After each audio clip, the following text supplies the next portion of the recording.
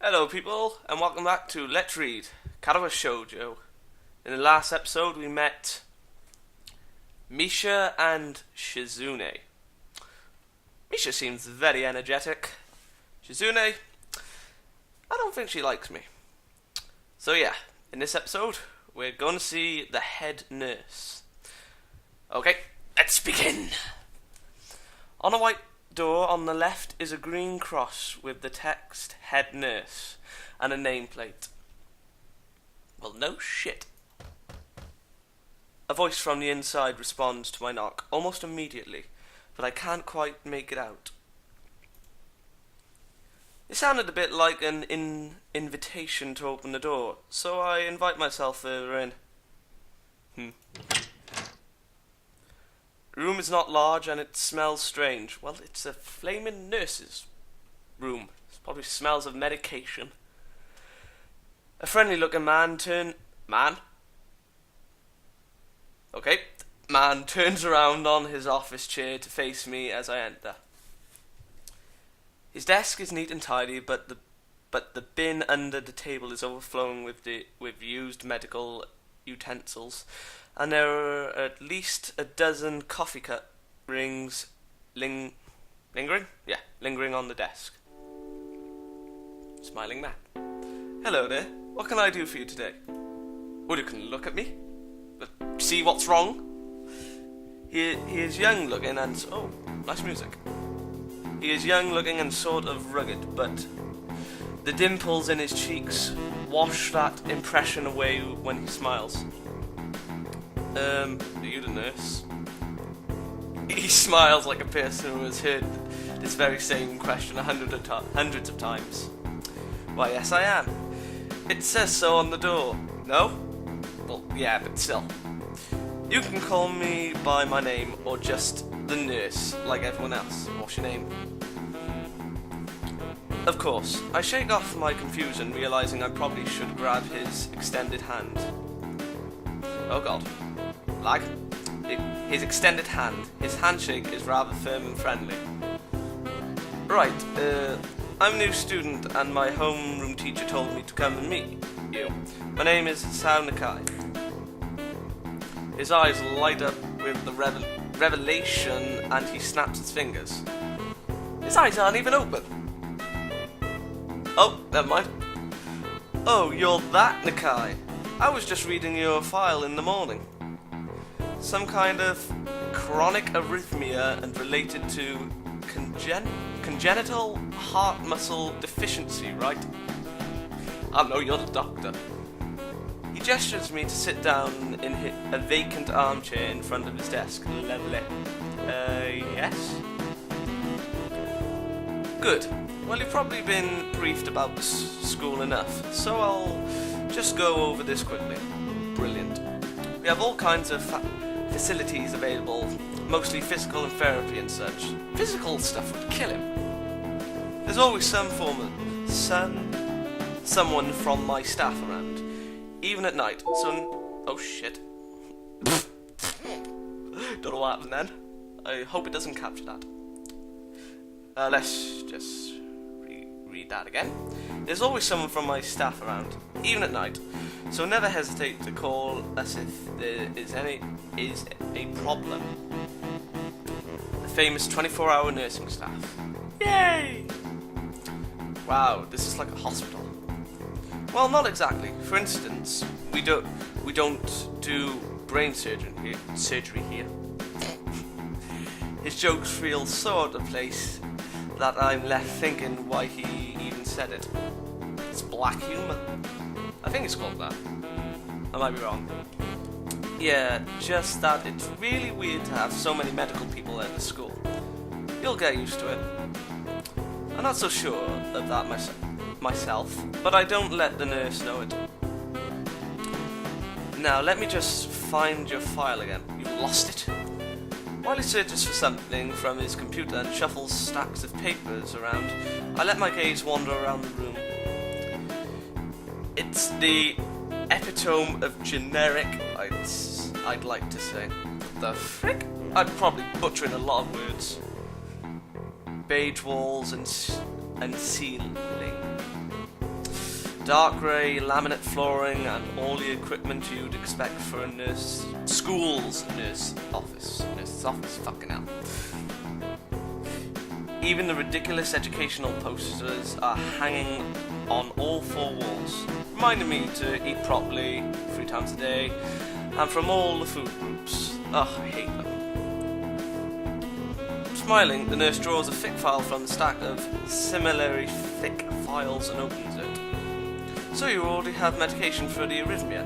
Just remember to take your pills every morning. Yeah, let's go right. I click that. Apart from that, do you do any sports? Rash, stuff like that? I don't know, boxing? He grins to his own joke, but I don't know. Well, I played soccer occasionally with some classmates. Alright, I'm afraid I'm going to have to recommend you refrain from doing that, at least for the time being. Oh. My lack of reaction makes him raise an eyebrow, but really I'm not too bothered by him forbidding me to kick a ball around. I guess I never did it out of burning passion for the sport, just to have something to do. Ah, fair enough. Any kind of whatever. Any kind of concussion might be very dangerous to your heart, and risking another attack is not a good idea. Well, no shit. I thought it would be a brilliant idea. Was the previous one caused by a sudden concussion to the chest area? There was no mention of the cause in your papers. Well, a girl killed him. Not exactly. Oh god, that face. I sidestepped the question acceptably, and he glances at me over his paper with a more serious expression on his face. Oh shit. Still, you need to keep your body healthy, so some exercise would do you good. We have physical therapy and such available, as I said, but I don't think you really need such heavy measures. Just get some light exercise regularly. Brisk walks or even light jogging, jumping rope, that sort of thing. Swimming maybe. There's a pool here, I know. So I was told. Oh, you were? Very good. At any rate, and I'm sure you've been told this before, you just need to take care not to overexert yourself. I can say that word easily. He wags his finger to emphasize the point. No need really, I've heard this 1,000 times already. Absolutely no unnecessary risks. Take care of yourself. Okay. He goes over my papers one more time and sets them on the desk, obviously content. Good, that's it then. Come meet me if you ever need something. Never! I'm ushered out before I even realise it. A quick visit indeed. I end up standing in front of the main building and the auxiliary building, although, to my eyes, they still look one and the same. It's the first real look I get at the other students, so I watch people coming out of the school, going towards the gates or the dorms. Everyone seems to know where they are going. And I still keep thinking that most of them don't look too special for being students at a special school. Then again, neither do I. Does that make me one of them? Well, you're all people, so yeah. Unless you're an alien race, like Sith pureblood. One of us. What the hell? Why did you come up already? Dot. I should go somewhere too, to prevent me from getting lost. Like a sheep. It's around dinner time, but I feel tired instead of hungry.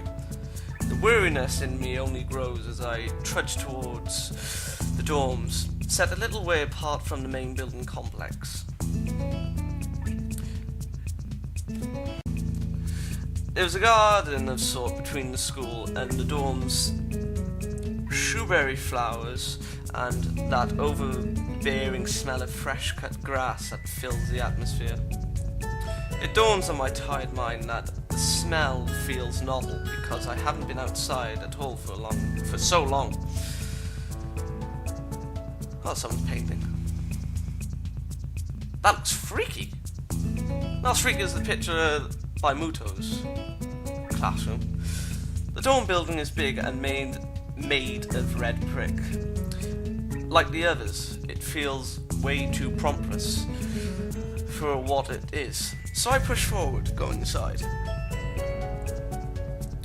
It takes more time than necessary to fish out the key I was given from my pocket.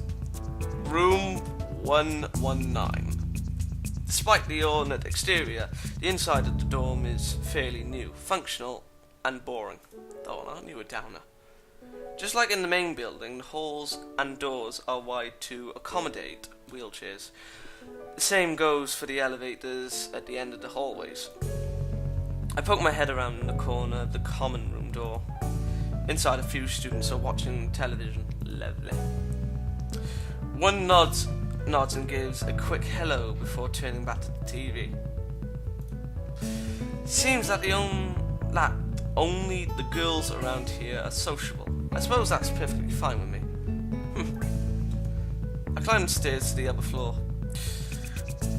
It's a mess. Here, small corridors branch off from the main hallway. Each of these minor halls seem to have a toilet and shower, as well as 4 rooms. Lovely, don't really care, but still. About halfway down the hall, I spy room 119. The nameplate on the rooms adjacent to mine are blank. I guess just 2 of us here. Really? Light shines from below the door of the room 117. Hallelujah, Master Chief. You all finger there. Well, don't look at me like that. Hello, is everyone home? No. From inside I hear a few movements, then the clicking of way more locks than I thought these doors had. What the hell? After a moment, the door squeaks open. Oh my god, it's Harry Potter.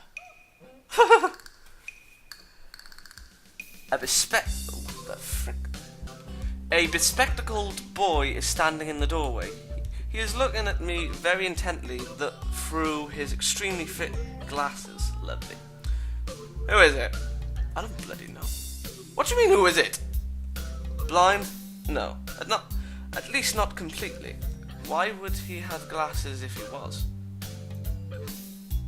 He leans closer to me until our noses are almost touching. His breath stinks of garlic. Oh my god, he hates vampires! Sound Nakai. I'm moving into the next room. I thought I should introduce myself. His face suddenly brightens in realization, and he stands back upright, thrusting his hands out in a smiling greeting almost straight to my diaphragm.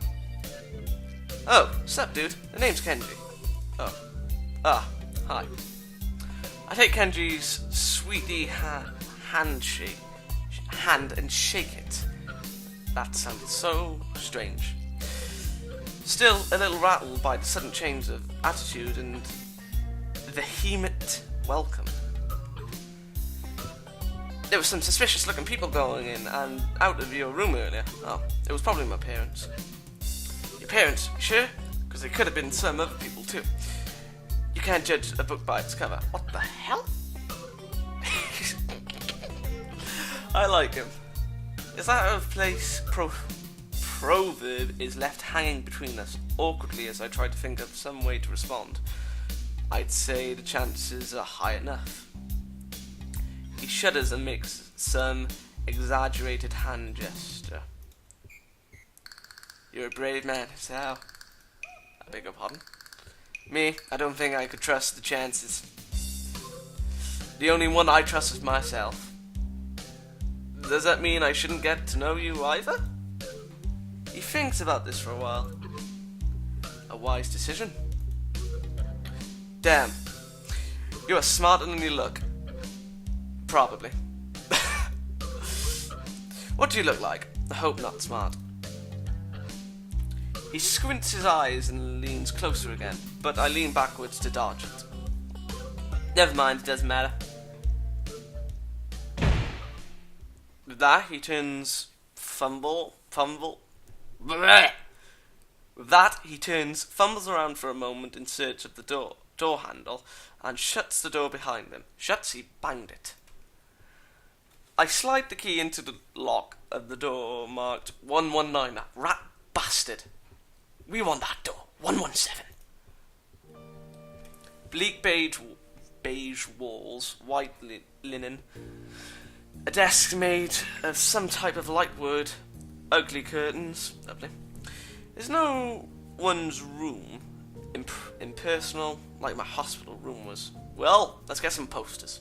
My bags are sitting at the foot of my bed, looking a lot emptier than they did this morning. Well, they obviously unpacked. The closet is sitting open, stocked with my clothes, see? Also, it seems that there are a number of school uniforms hanging there as well. A note is pinned to the sleeve of one of the shirts. Hi, Hee-chan, we unpacked your... What? Hi, Hee-chan, we unpacked your things that made your bed. They said that if these don't fit, they should go to the office tomorrow. If you have any problems, you can call us. Love, Mum and Dad. Before Hee-chan was a nickname given by Misha and Shizune. I'm lost. Well, at least I don't have to worry about unpacking, obviously. I kind of hoped I would have. Then there would be something to do. It's still too early. I put the note down on the desk and lie down on the bed, feeling drained. Lying there makes me want to read something, but I have nothing with me. Then go to the library! We did ask that, didn't we? I'm sure I did. I wonder if the hospital conditioned me for waiting to read whenever I have nothing to do. The restless urge just keeps growing until I have to stand up. Maybe it's stress or something, probably. I was pretty nervous about it before coming, and for the entire day today too. I still am, I think. Damn. I have to distract myself somehow, so I won't be this unnatural at all the time. Tomorrow I'll go borrow some books from the library. Oh, you lazy bastard. Yeah, I'll do that. But for now, the bottle of medication neatly arranged on my night table catch my eye. I pick up one and shake it just to hear the contents rattling inside. And then read the glued on the pharmacy label. Okay. Hi, it's Saunakai. 2 tablets daily to stay alive. That's horrible. Oh my god. A pharmacy shouldn't do that. That's just like saying we have no faith in your life expectancy. Jesus Christ. Okay, it doesn't really say that, but it could just as well. It's kind of twisted having your life depend on chemicals like this. I resent it a little, but what choice do I have? With a sigh, I begin my new daily ritual of taking the right number of pills from each bottle, being careful to check the correct dosage. ...